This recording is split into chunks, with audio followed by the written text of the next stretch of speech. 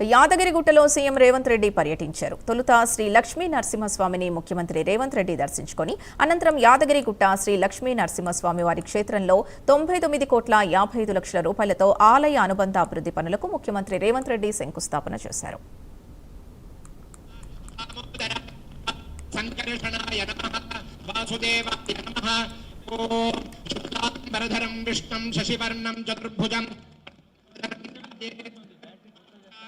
ఫలద్వయం మహానైవేద్యం నివేదయామి కర్పూర.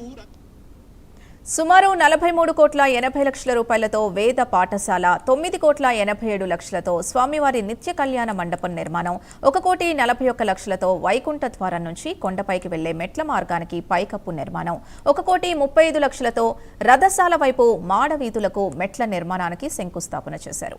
అలాగే 43,12,00,000తో dormitory halls, దీక్షాపరుల సదనం నిర్మాణానికి శంకుస్థాపనలు చేశారు.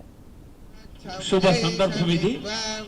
यच्छति मयस्संभारो भवति शान्त्या अप्रदाहाय अग्ने सृष्टस्य यतः विगङ्गतम्भा आर्चते यद्वैगङ्गतः संभारो भवति भा एवावरुद्धे सहृदयोर्निराधेय इत्याहुः. ओम ध्रुवन्ते राजा वरुणो ध्रुवं देवो बृहस्पतिः ध्रुवन्त इन्द्रश्चाग्निश्च राष्ट्रं धारयतां ध्रुवं पर्वत इवाविचाचलिः. అద్భుతమైన దృశ్యం ఆవిష్కరించబడింది.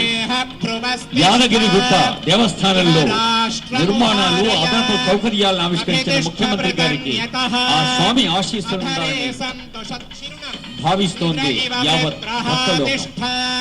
అపహ క్షేత్రాణి సంజయన్ ఏణమదీధరతే. యాదగిరిగుట్టలో సీఎం రేవంత్ రెడ్డి పర్యటించారు. తొలుత శ్రీ లక్ష్మీ నరసింహస్వామిని ముఖ్యమంత్రి రేవంత్ రెడ్డి దర్శించుకుని అనంతరం యాదగిరిగుట్ట శ్రీ లక్ష్మీ నరసింహస్వామి వారి క్షేత్రంలో 99,55,00,000 రూపాయలతో ఆలయ అనుబంధ అభివృద్ధి పనులకు ముఖ్యమంత్రి రేవంత్ రెడ్డి శంకుస్థాపన చేశారు.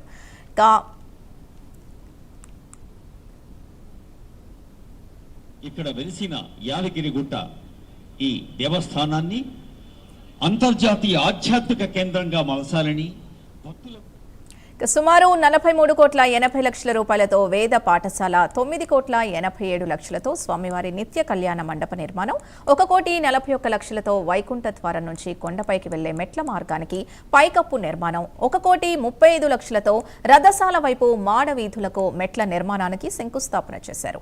అలాగే 43,12,00,000తో డార్మిటరీ హాల్స్, దీక్షాపరుల సదనం నిర్మాణానికి శంకుస్థాపనలు చేశారు. కళ్యాణం మనకు తెలుసు, నిత్యోత్సవ